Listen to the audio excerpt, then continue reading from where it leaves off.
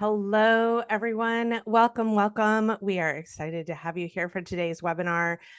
We are here to talk all about tools we use in fundraising and the hidden costs of good enough. I'm so excited to have Bloomerang joining us today. We have James Goalder with Bloomerang, who's going to talk to us about um, how the world is changing in tech tools and fundraising tools and what is out there. And sort of all of the ways that we patch together our technology and what the potential is when we invest in tools that work for us. So, as folks get logged in, we are excited to have you here. Drop a hello in the chat. Let us know where you're tuning in from. James is in Chicago today. I'm here in Portland, Oregon. It is the midst of summer, but we're both having kind of cooler days. So, I'm excited not to have the heat of the summer. Um, a couple of just business items before we get started. I wanted to thank all of our sponsors who make our education platform possible. Our partners at Golf Status, at Bloomerang, at the Fundraising Event Company, Next Day Animations, and Zach Putnam Productions, all partners who help us to make all things possible. Um, Additionally, I wanted to make sure that you know a little bit about the recording today. The webinar is being recorded. It will live on our education page and we will share it out with everyone within about 24 hours after the session today. You can find all of our education materials here and register for our upcoming webinar this September. We're getting ready for the final countdown to fall fundraising. So if you want to learn from the experts and the pros, Do Good Events are joining us to talk all about those final tasks and the prep you need to do for your big fall fundraising event. You can find all of that on our webinar page. And a final promotion, just to remind everyone about the Fundraising Elevator, our weekly conversation with experts in fundraising. Anywhere you listen to podcasts, you can find the Fundraising Elevator. I'm going to stop sharing my screen and I'm going to introduce you to James, who's joining us today from Bloomerang. And I will be in the chat to answer any questions and to drop any notes. I do see we have one AI tech tool joining us as a recorder, and I'm going to boot Firefly out. So I just want to give everyone's a heads up that if you have a AI tool recording, we'll boot that out. We'll send you the recording afterwards. James, welcome. We're so glad to have you, and we're so excited to learn all about the hidden costs of good enough. Yeah, thank you, Sam. It's great to be here. Hi, everybody. Looking forward to this. As Sam said, looking forward to talking about the hidden cost of good enough. Uh, I've been in the industry for a while, and I'll talk about that in just a second. I've had a lot of conversations with nonprofits about how they stitch together software programs and all of that, and I think the takeaway there is that it ends up costing more than they save. So we'll talk about that a lot more as we go. But that's me. Sam had the picture of me up there. And the first thing I need to address is that, yes, that is a very old picture of me. You can see more gray and all kinds of fun stuff in my face there, I'm afraid. I've been with Bloomerang for 11 and a half years. That picture was taken probably about 11 and a half years ago, and I need to get it updated. I've had a great time at Bloomerang. It's a wonderful place to work and to serve the nonprofit world that we all love so much. Tell you a little bit more about me. I've been married for 30 years and have four kids. So don't ask me how old they are. It's hard to keep track, and birthday season is actually right now. Our youngest turns 20 in about a week, and that kind of kicks off a whole good 2 or 3 months of all of them. Going up another year in age, so it's hard to keep track of. My wife and I live in Indianapolis. As Sam said, I'm in Chicago today for a conference, but spend a lot of time up here because two of our kids do live here in Chicago, so get a chance to visit quite often. Let's see. Fun fact about me, my first job was at a McDonald's drive-through. And so when I hear people say that their job involves a lot of stress and a lot of pressure, I in no way want to discount the stress or pressure that we're all under, but it's just a different kind of pressure from working a Sunday afternoon at McDonald's right after church lets out, and the drive-through line is wrapped around the building, and you've got 20 or 30 cars waiting and all that. That's a lot. It's a lot. So it's prepared me well during my career and during my life. Okay, let's talk about what we're going to talk about today. So I'm going to tell a couple of stories to kick things off in just a second here about what happens or what can happen, both in a good way and then also in a not so good way, when we have a technology that doesn't really work for us. When we spend the bulk of our time working for that technology, we have some things that maybe don't work as well, and that there's some gaps there versus when that technology does work for us, really good things happen. So I'm going to share some stories about kind of both of those scenarios, and then we'll go from there and dig into some specifics. I think Sam is monitoring questions in the chat. So if you all have those questions, feel free to drop them there, and then we'll do a question and answer session at the end. And I'm delighted to answer any questions that you have. So please don't be shy about that. Okay. So a couple of personal stories here. I'm going to start with the not so good, and then we'll transition and talk about a better outcome. So the not so good is that about a year ago, my wife and I moved to Indianapolis. We lived in a really small town in Virginia. Our kids are out of the house now, so we decided, where do you want to live? We thought about Chicago because we have two of them here. But that was a really big jump from the very, very small town that we were in to a big, big city like Chicago. So we decided on a nice middle ground, moved to Indianapolis. And one of the first things that I did was to start volunteering with a local nonprofit. I'm not going to name names or anything like that. But I started donating and then I started volunteering. And in order to volunteer, I had to undergo some training, right? So I had to show up and take a couple of classes and fill out some forms and do some other stuff like that. And I had actually already donated twice at that point. And that wasn't mentioned when I showed up to volunteer. And I'm not saying this as a way to, again, shame anybody or as a way to, kind of indicate that I deserve to be thanked. It's absolutely why I'm not sharing it. I'm sharing it because it was a missed opportunity.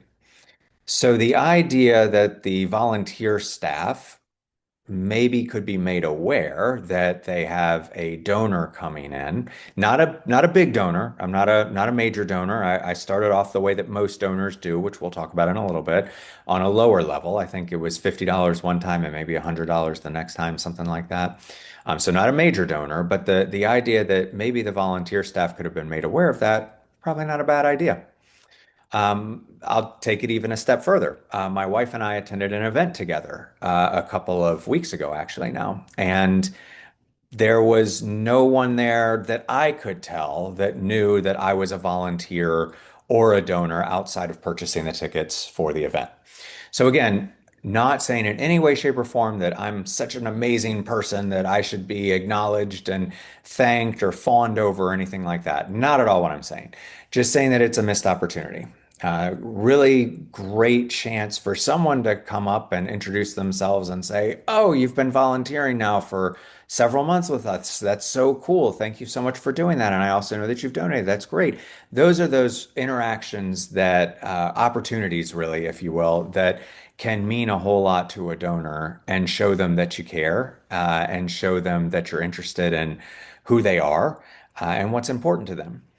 You'll also have the opportunity, as we're about to talk about, to ask why your cause is so important to that person, to that donor, to that volunteer. And those are pieces of information that you can then take and use sometime in the future. And the next story that I'm going to tell will illustrate exactly what you can do with those pieces of information when you get them.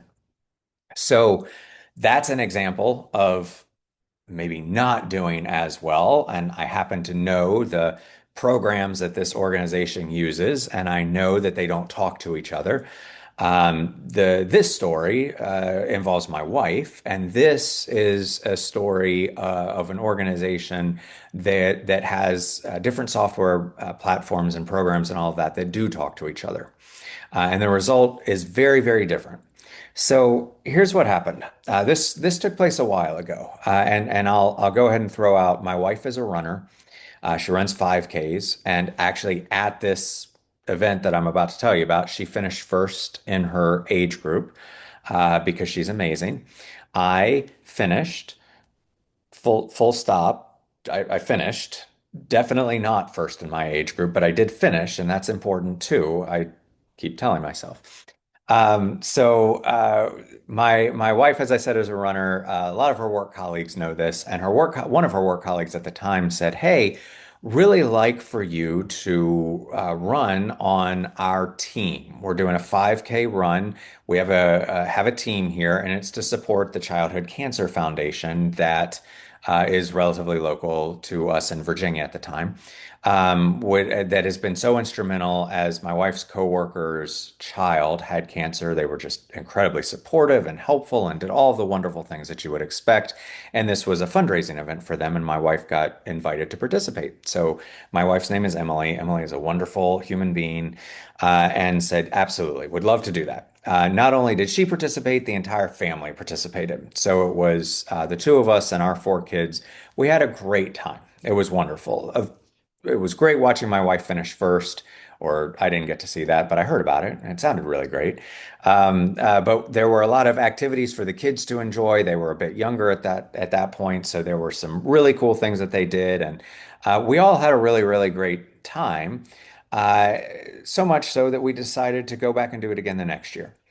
But what really cemented that in for us definitely was the time that we had. We all enjoyed ourselves. It was a really pleasant way to spend a morning.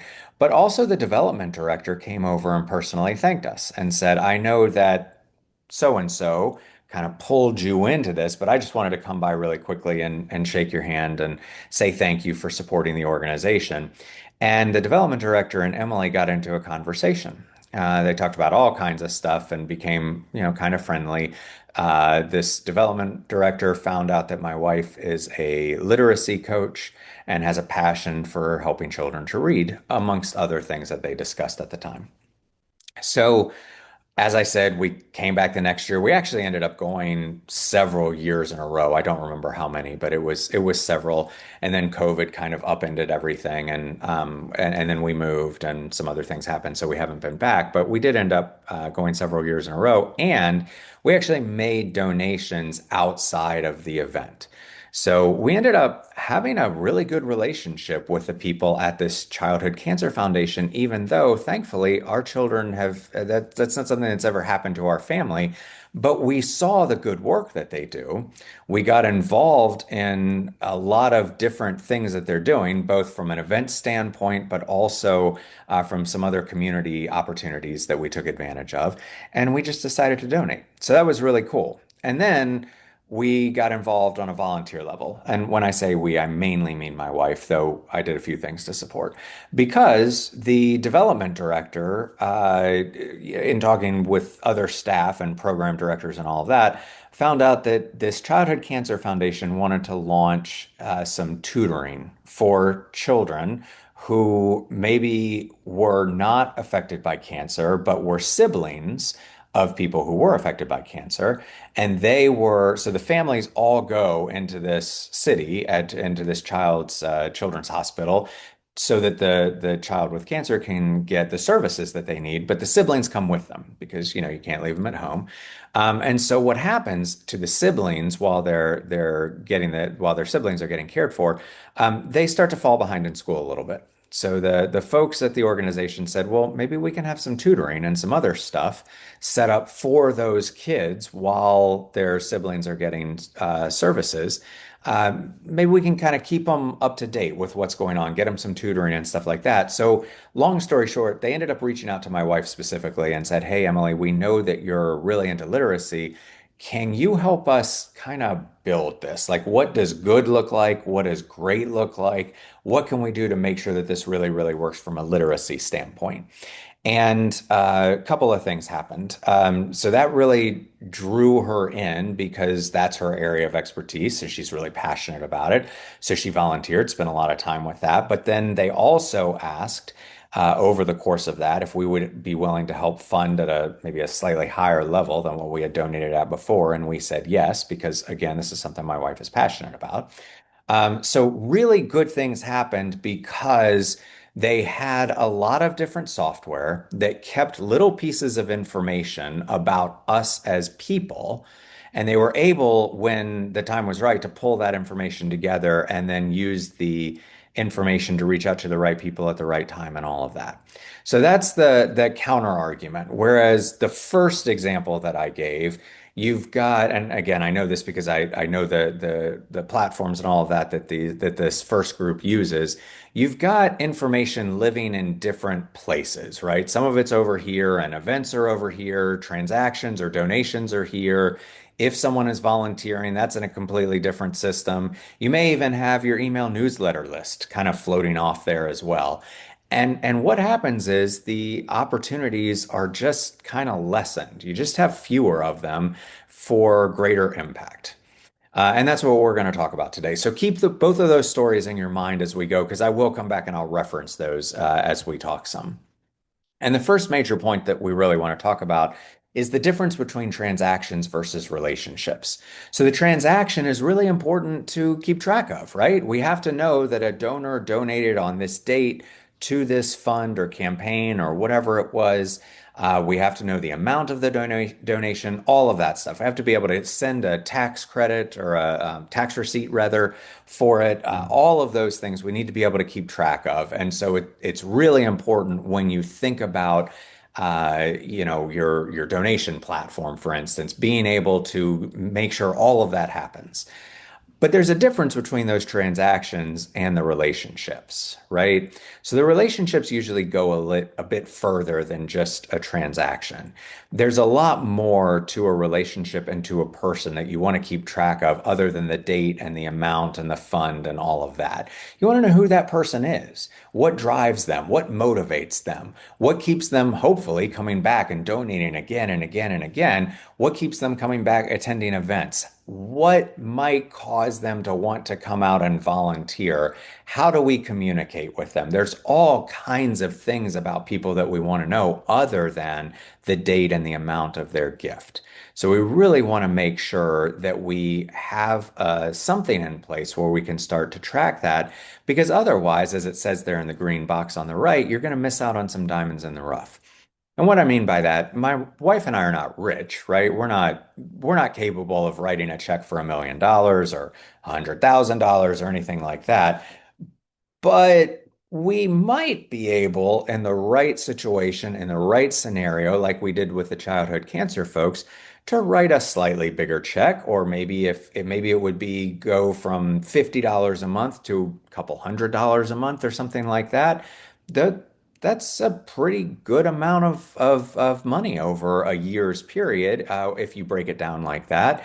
And that's pretty substantial. That can be very impactful. And if you don't have the systems in place to understand the relationship you have with your donor, then it makes those asks a lot more difficult. So, as we go today, think through what that can look like and think through really what impact might that enable us to have if we are able to get that more full, complete picture of our donors and our volunteers and our event attendees instead of having to flip back and forth between multiple systems. Whenever I've talked with people that have switched over from, let's say, Excel, PayPal, and MailChimp over to a Bloomerang CRM or one of the other options out there on the market, they usually achieve a pretty substantial increase in their fundraising revenue pretty much immediately. And a lot of times it's 20%. I've seen a lot higher than that. With Bloomerang, usually it's a bit higher than that. But just chose 20% for this presentation as a nice round number there. So what does that 20% look like for you? If you were able to realize a 20% gain in your fundraising, what would that mean? A lot of different examples there. The bottom line is, as you see there on the right, your passion isn't capping your impact right now, but your tools might be. If your tools are disjointed and they're not allowing you to see the full picture of your donors, then there's a good chance that that's putting a cap on the level of your fundraising. So if we bring some better tools to the party, we can uncap that and dream a little bit about what we could do with that. So I mentioned just a minute ago what I have called digital duct tape. The idea there that you have a donate button on your website, maybe an Excel spreadsheet where you're tracking the contact information of your donors and maybe when they donated, maybe a couple other isolated pieces of information, but probably not a lot more than that. And then maybe you have a basic email list, right? So that email list is your newsletter. Maybe you send out your event notices, maybe a couple of other things, but not a lot other than that. And the donate button 10 years ago was probably PayPal. Maybe it's evolved into something else now. Maybe it's still PayPal. But this scenario is very, very common. For years, it represented about 40% of the organizations that came to Bloomerang asking for help was some combination. Maybe it was MailChimp, maybe it was Constant Contact, maybe it was PayPal, maybe it was a slightly better giving program. But essentially some duct tape version of all of this was incredibly popular. There were a lot of organizations using this, and it got me thinking. About 4 or 5 years ago, I was really curious to find out what the thank you process looked like under this scenario. So over about, I don't know, 2.5 years, I donated $25 to over 1,000 nonprofit organizations across the United States. I wanted to find out, how did their follow-up activities relate or compare versus organizations that are using Bloomerang, Razor's Edge, Donor Perfect, Neon, anything like that that I could identify. And it was pretty fascinating. First thing I'll point out is actually on the front end. So this is not thank you process. This is while I, the donor, am donating to you. It's just a much better experience if you're not using something like PayPal. So PayPal, for instance, when I would get a receipt, an automated receipt from PayPal, didn't have my name anywhere on that receipt, anywhere. Just it wasn't there. In fact, I don't think the words thank you were anywhere on that receipt, which actually makes sense when you remember that PayPal was designed for people who were selling goods and services, often through eBay. Maybe they didn't need to say thank you. It was more of a straight up receipt. That's all that PayPal was designed to be originally. So that kind of makes some sense, but it's a pretty big gap. So I looked at that. I also looked at the inability for me as a donor to give a gift using something like Venmo or Apple Pay or Google Wallet or anything like that. Two things stick out to me with that. First of all, there are times that I am lying on my sofa on a Sunday morning and I see an ad for something and I think, oh, that looks pretty cool. Yeah, I'll go buy that. And it's totally an impulse buy. And my wife and I have many conversations about why I don't necessarily need that. And I'm getting better with it, but it definitely still happens. My point with all of this is that if I'm checking out, if I'm on my phone, right, and I'm checking out and they don't have Google Wallet enabled and I can't just automatically load my credit card numbers in by putting my thumbprint on, I'm actually very likely to abandon that and not purchase whatever it was that it caught my interest so quickly. I'm much more lazy than I am likely to go stand up, go get my wallet out of my office, type in the credit card numbers and all of that. Much more likely to abandon that purchase. So that leads me to question if maybe other people are doing that for you if you don't have the ability to check out using Venmo or Apple Pay or Google Wallet or whatever people like. The second story that I always like to tell is one when our second daughter was in college. And she was volunteering in a local organization and she wanted to donate to them because she really enjoyed her time there. And she called me up because she knows this is what I do. And she said, Dad, I can't donate with Venmo. I don't, I, all it says on their credit card form is credit card. It doesn't say anything about a debit card. I don't have a credit card. I only have a debit card, so I can't donate, right? And I said, no, you're fine. Just plug your debit card information in there and you're good to go. But the point with that is that she didn't know. She was 22, 23 at the time and just didn't know, didn't have that as a frame of reference because that wasn't what she grew up with. So that was a potential, we saved it, but it was a potential lost gift opportunity. So all of that to say, think through Venmo, Apple Pay, Google Wallet, because there's some really good doors that can be unlocked there.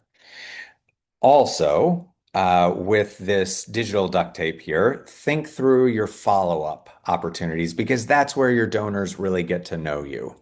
In survey after survey after survey, we've seen that donors want more information about your organization.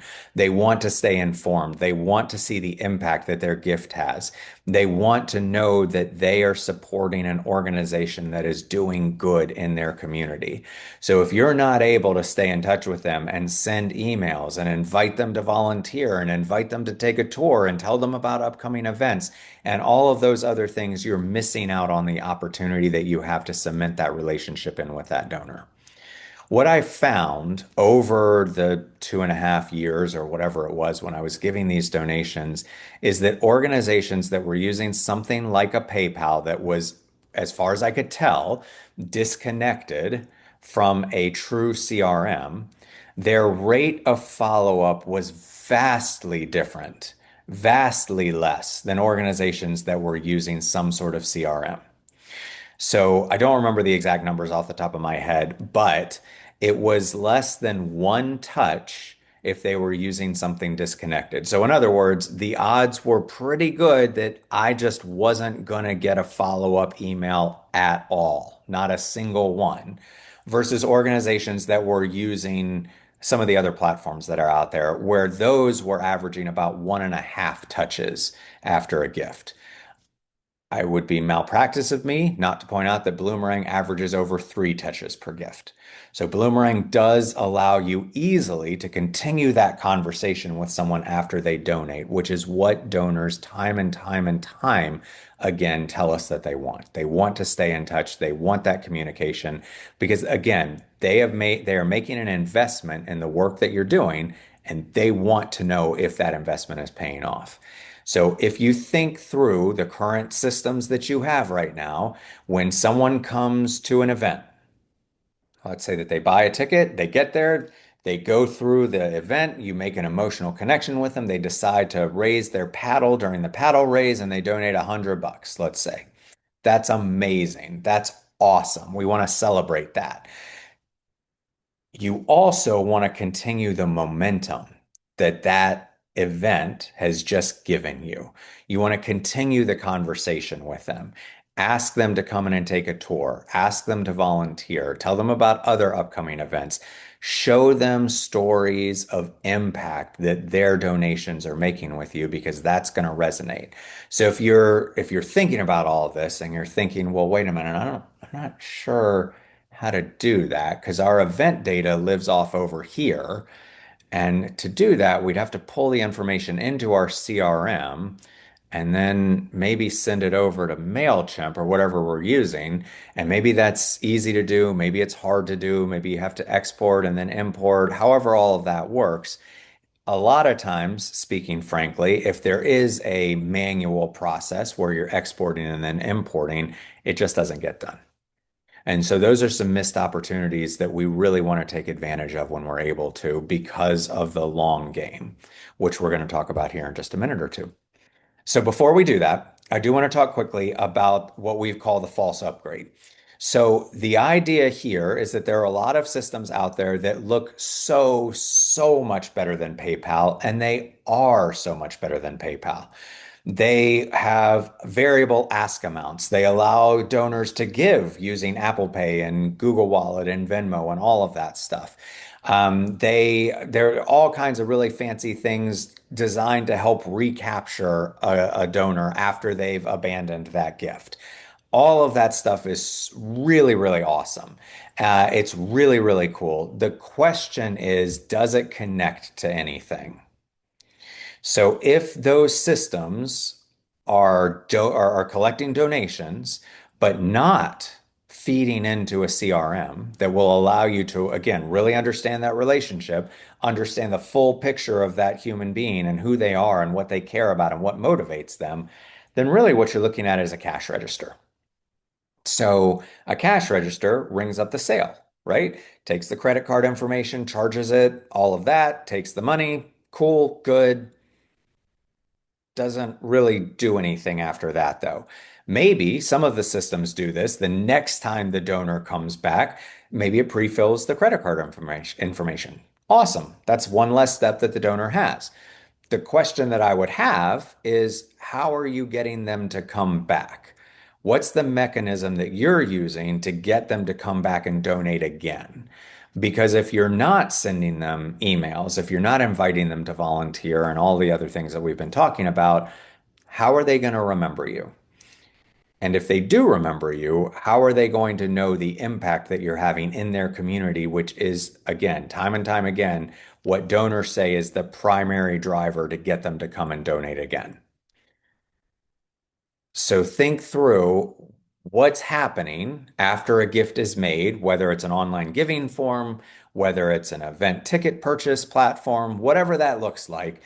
Is that a kind of a one and done, and that's kind of a black box just living out there somewhere online? Or is it interconnected and you're able to see that that's one piece of that donor relationship with you?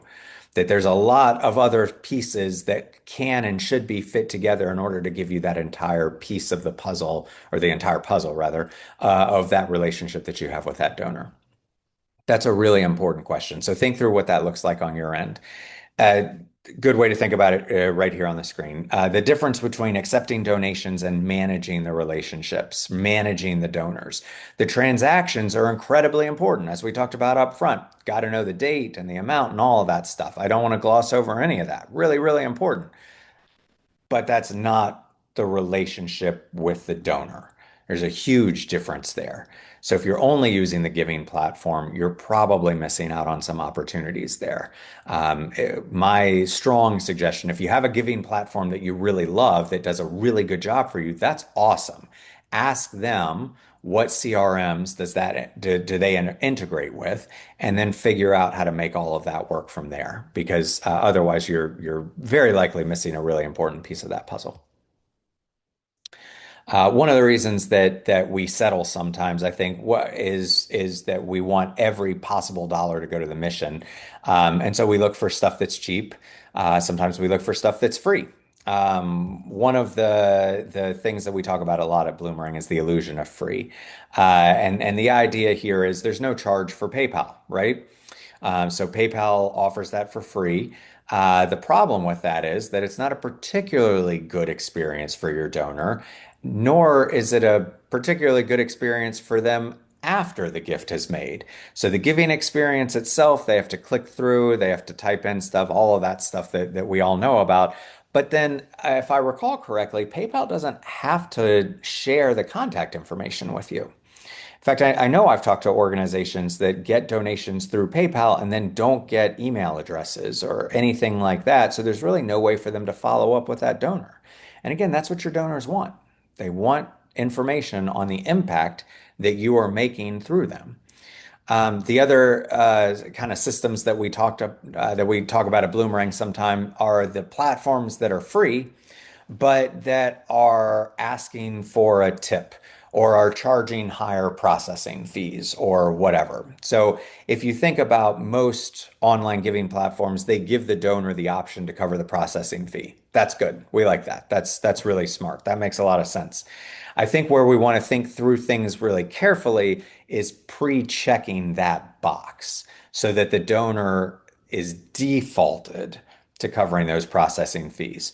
Not saying we shouldn't do it, saying we should think through it really, really carefully. And it's probably worth a test donation on your part to make sure that that process works as it is intended to work. And what I mean by that is that when I was donating over 1,000 gifts, my finance department said, yes, you can do this, but we're giving you $25 for each gift, not $25.50, not $27, whatever those processing fees were. We're not going to cover those. I said, cool, got it, no problem. So I would go in and I would uncheck those when they were pre-checked, when they were defaulted. There were still a few times that I got charged anyway. So I would put in a gift for $25. I would uncheck that box, and the credit card statement or whatever that my finance department would come back and say, James, we $27.50. We told you, man, we can't, we're not paying for those. I'm sorry. I did uncheck the box. And anyway, my finance department is wonderful. They're delightful and they always understood. But think about that experience from a donor's perspective. That's not the kind of surprise you want them to receive a couple of weeks later or whenever it is that they look at their credit card statement and say, well, I just wanted to donate $25. I unchecked that box. So make sure that that process works the way that it's intended. My bigger beef, as you can see on the screen here, is with the platforms that ask for tips. So a tip would cause me as a donor to think that that's an extra donation that goes to the nonprofit, when in reality, those tips are going to the software platform. So I would tell you to be really careful with this. And again, please give yourself a donation periodically, once every 6 months maybe, to make sure that that process works. Because same thing happened to me. I would go in, I would uncheck the tip box, or I would, put zero as the tip or whatever, and still get charged from time to time. And that's really not cool. So make sure that that works the way that it's supposed to work. The more complicated the tipping mechanism, or maybe I should say, the more complicated it is to not tip, the more likely it is that your donors are just going to say, all right, I'm out. I'm not doing this, and just walk away and abandon that gift. So it's one of those things where it seems like, well, I get it. It's free to us, and the software company has to, figure out how to make money somehow. I understand that. You're complicating things for your donors, and it may cause some of them to walk away and not donate. So that's the cost of free. As my dad used to tell me more times than I can count, there's no such thing as a free lunch. And so just think through all of that. I really like what it says in the kind of pink purple box down at the bottom down here. The checkout process should make your donor feel like a hero. Your donors are doing something amazing. They're investing in the unbelievable work that you all are doing. They've looked at you and they've said, and your organization, and they've said, yes. Yes to all of that. I want to impact my world, my community. I want to make a difference, and I want to do that through you. And they should feel like they made the right choice. They should feel like a hero. It shouldn't feel like a guilt trip from a software vendor. That's exactly right. So think through all of that, because what we don't want is to cause any friction at all. The less friction, the better, because better things will happen. You'll actually get the donation. If that donation drops into a CRM, you can understand that whole relationship better. Like all of the good things that we're talking about here will happen if that gift happens. If they abandon it because they feel a little bit icky because of the tipping situation, or it's too hard not to tip or whatever, you never get to go on that journey with them. And that's a shame. So the friction and frustration caused by free platforms can potentially, not always, but it can potentially cost you in abandoned donations. I do think the lost trust is a big one here as well. So again, just think through all of that. No such thing as a free lunch. It's definitely worth spending some time with. The next thing I want to talk about really briefly is the danger of the handful. I can't tell you over the years that I've had with Bloomerang. I started off as a salesperson, and now I work with our national account partners. I travel to conferences, still talk to a ton of both existing customers and prospective Bloomerang users. And the number of times an organization says, if I ask them what keeps you up at night, they say, well, we've got 5, 10, whatever major donors, and they're amazing. They're great people. They're devoted to us. We love them. They love us. But it's in the back of my head, like, what happens if something happens to a couple of them? How do we fill that gap? So that's a pipeline management problem, right? So that's not knowing where your next major donor is going to come from. And the reason that you may not know where that next major donor is going to come from is because you don't have a very complex picture of who these donors are. If your software systems are all floating around, not connected with each other. So if you don't know that this person, this donor, let's say Jane, that Jane attended the last 3 events that you have and has been donating once a year for the last 5 years, and also volunteers with you, you don't know that she's opening the emails regularly from you. You don't know that her capacity to donate is a lot more than the $100 that she's been giving, that maybe she could write a $25,000 check. You don't know all of this because you've got isolated silos. All of that data is floating around in different locations, and there's no way to pull it all together in one place and look at it holistically. So you're not seeing the full picture. And it's not because you don't want to, it's because your system is making you work for it instead of working for you. Your system is making it too hard for you to see all of that information. So think through the last time that a major donor started their first gift was a major gift. Probably pretty rare, right? More often, a donor starts with a smaller gift. Maybe it's at an event. Maybe it's at a 5K. Maybe it's at a gala. Maybe they saw a press release and they said, that sounds pretty cool. Yeah, I'll donate $100 or whatever. It's pretty rare, though, that they start off by writing a $1,000 check or a $10,000 check or whatever it is. Most of the time, they kind of test the water a little bit. And if you're not able to see that they have the capacity to do a lot better than that and invite them to volunteer and invite them to attend an event and so on and so forth, all the things that we've been talking about here, that's a huge missed opportunity. I can't tell you the number of times that I've talked to an organization and they said some variation of, well, I'm at a new job now, and I looked through the records of our major donors and I saw a familiar name because when I was at my last position, that person was donating at a much lower level. And we just had no idea when I was at my last job that they had the capacity that they actually have. So we never had those conversations with them. Had no idea. But here at this organization, someone found out about that capacity and approached them and cultivated them and all of that.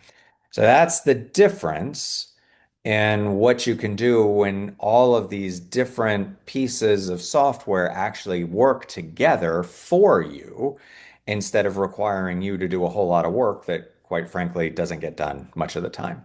That's what we call pipeline management. And it's incredibly important, especially if you have a handful of major donors that are kind of keeping everything afloat. Think through this statistic right here is incredibly sobering. The nonprofit world does not do a fantastic job of retaining its donors. So as long as I've been at Bloomerang and I've been studying the fundraising effectiveness project and the statistics that come out once a year, the nonprofit world has lived in between 40 and 45%. That's been the average donor retention rate by and large for the last 11, 12 years, which is not great. So 6 out of 10 donors are not coming back next year. And think about what we were just talking about. If most of your people, even if they have the capacity to write a $25,000 check, most people start with a $100 check.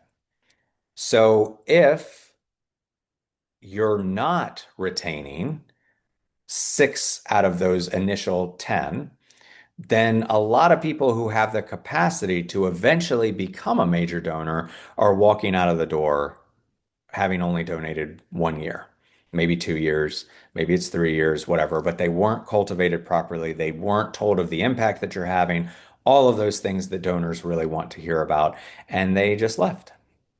I think I mentioned at the top of the call, my wife and I used to live in a really small town, population about 20, 22,000, something like that. And one day, I decided I would look and see how many nonprofit organizations there were in my little town. And so I can't remember if I went to ProPublica or GuideStar or where I went, but I just typed in the name of my town and not the surrounding county, not the city that was right next door, just our little town. And it was something like 300 or something like that, nonprofit organizations that accept donations. So the point with that is that there are a lot of options.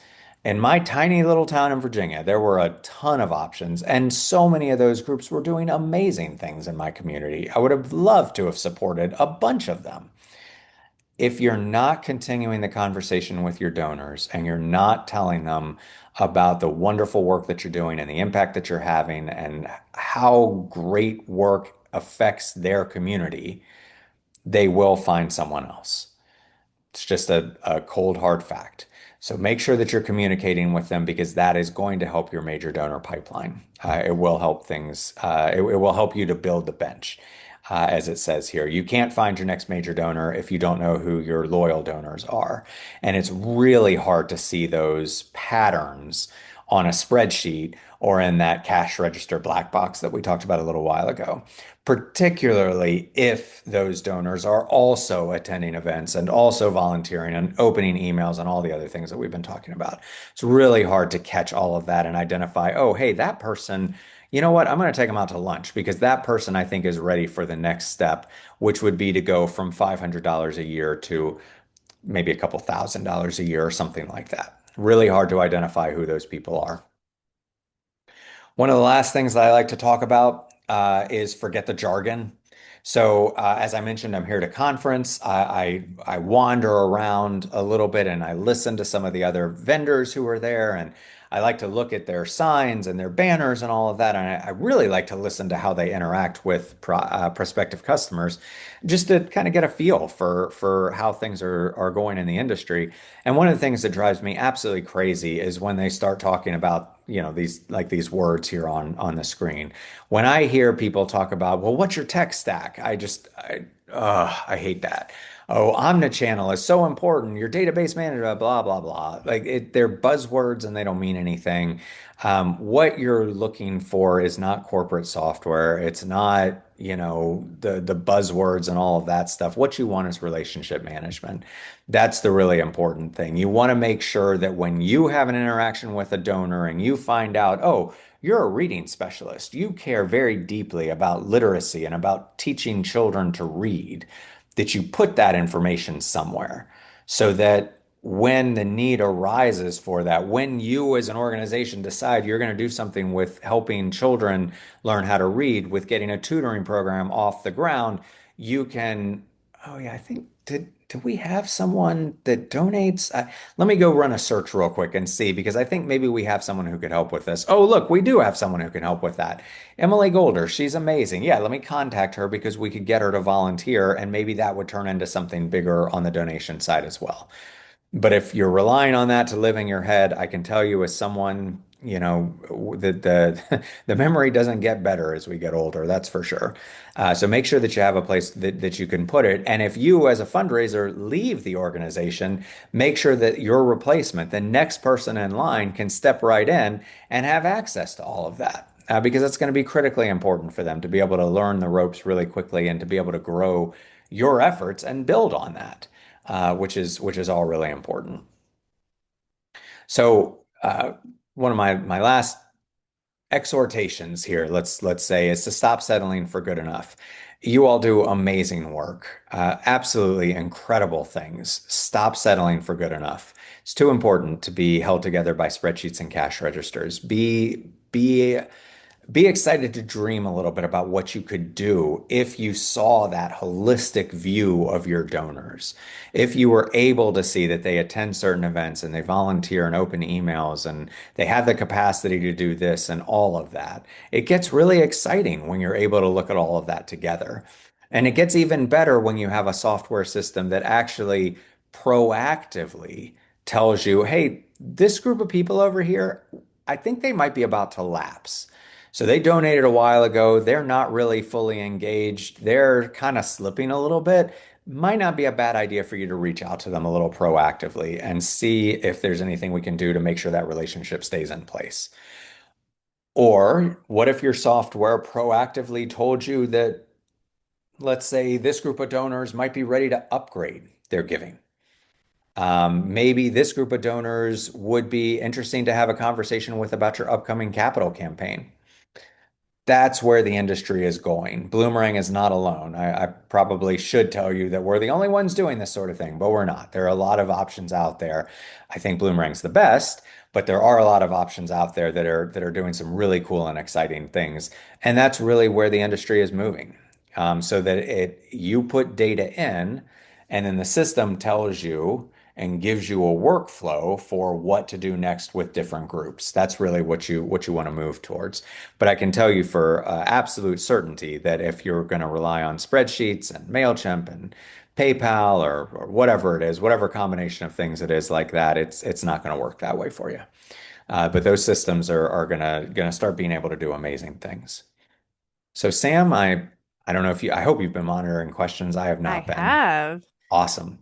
Well, I wanted to jump in first and thank you for the Of course. presentation and also do a little promo for Bloomerang because I know you represent Bloomerang. And the reason why we partner with Bloomerang is because we have found that it is fundraising focused, it is abundance focused, it is a platform and a CRM tool that is really fundraiser first. And I have, a beef with some of the platforms out there. Sometimes the big, expensive platforms are sort of like a sledgehammer to, where you might need to hammer a tack.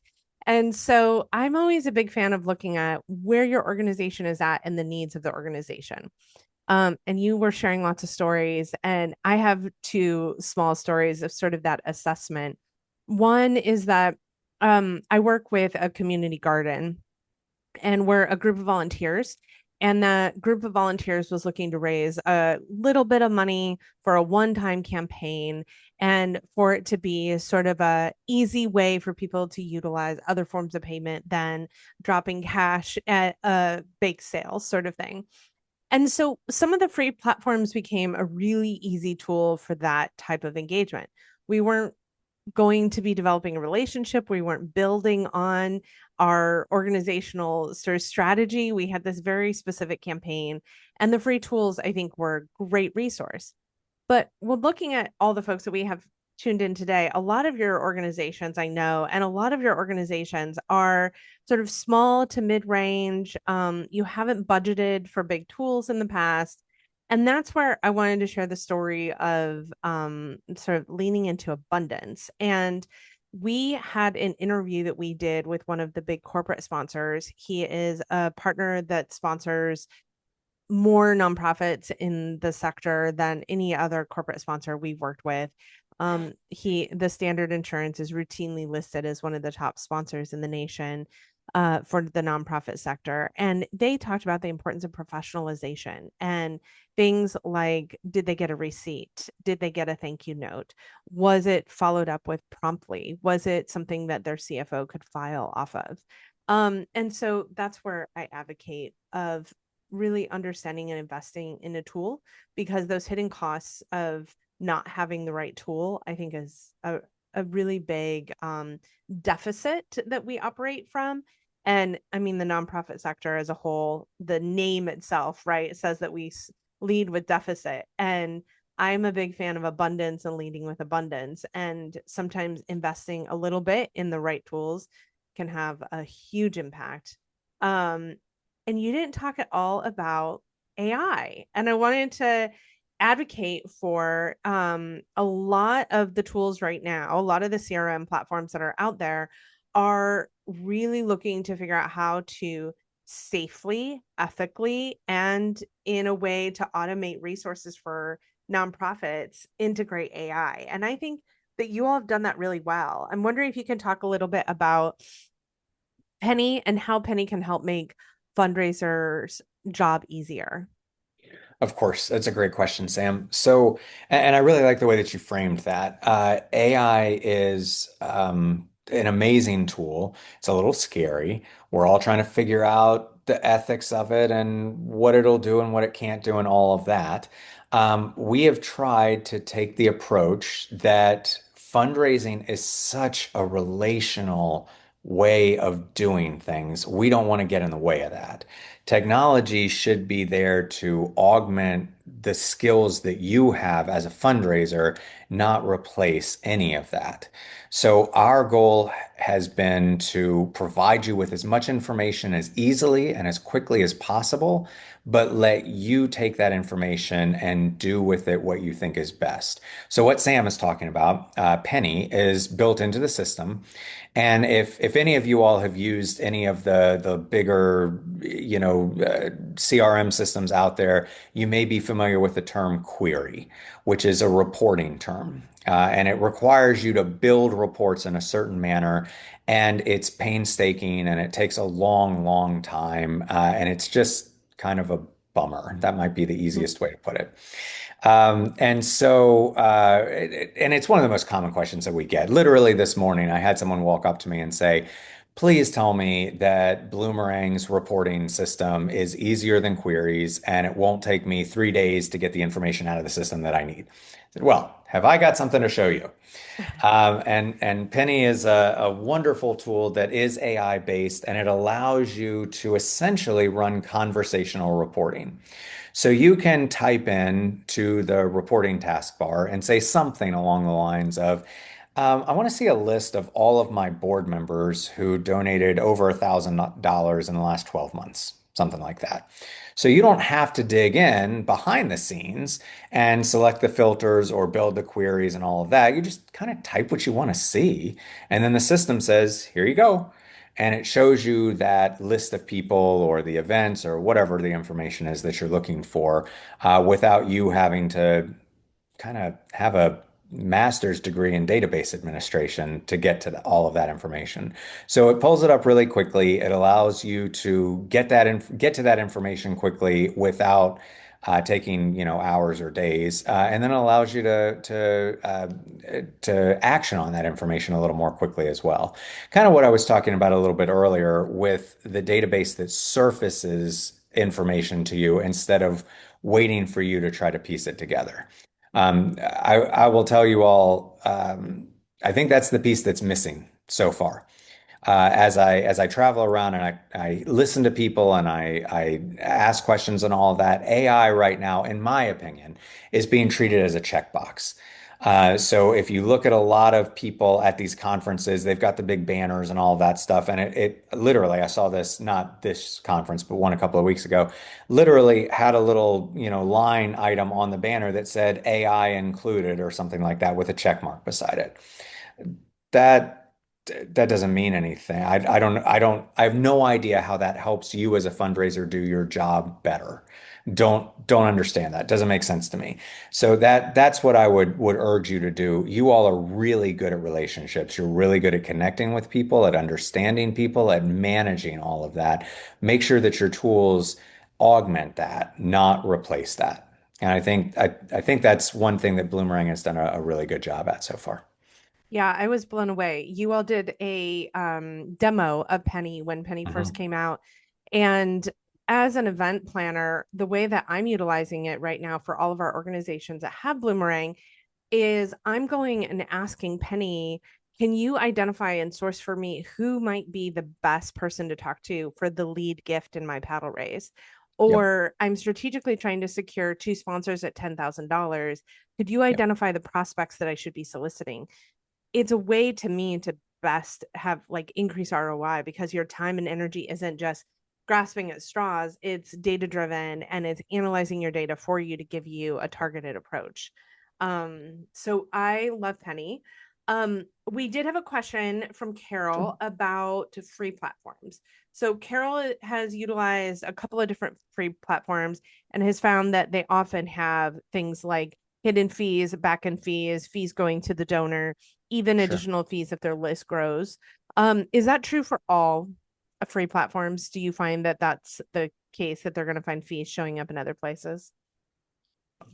That's a good question, Carol. And I feel very hesitant to say yes to that because I feel like my knowledge probably has gaps in it, to be perfectly honest. I there's new companies out here every day, and so I feel like if I said yes, then you're probably able to find one somewhere that may not have those problems. But my experience up to this point has been that yes, they usually find some way to get operating money that they need because they are a business and they do need money.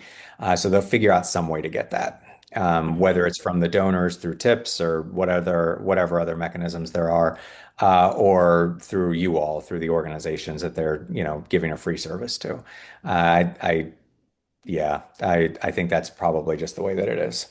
Yeah, Carol, I'll add that a couple of years ago, I think it was in 20, oh, it was after the pandemic, 2023, maybe. A couple of years ago, there was a report that came out that was identified how much processing, like credit card processing, take place in the nonprofit sector.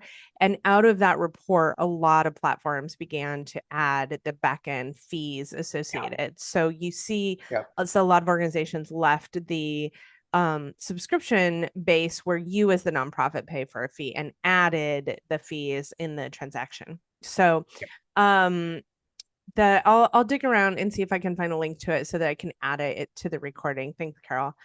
Um, it looks like we are right up against time. I had a couple of other sort of questions that came in about what kind of training resources or budget allocation are available through Bloomerang. And what I can say is Bloomerang is great when it comes to direct customer support, resources, and being able to get the training you need.